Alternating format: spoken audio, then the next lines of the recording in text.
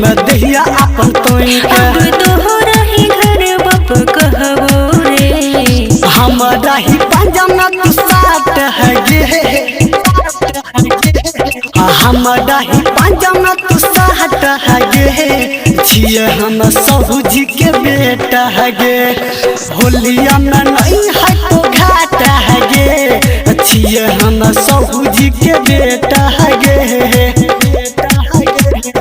DJ Amit Tiwari से recording by मां काली studio समरसा।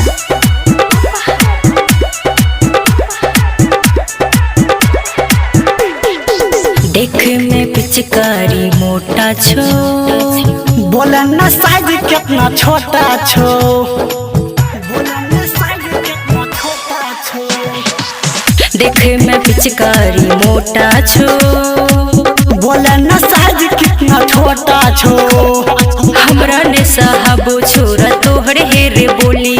Kumar खेमा संजीत संग खेलना गे होली कहो सुटे सिंगर चल जतु गोली रे राइटर सियाम छोटू टाट है गे राइटर सियाम छोटू टाट है गे छिए हम सहूजी के बेटा है गे होलिया में नहीं है तो घाट है गे छिए हम सहूजी के बेटा है गे।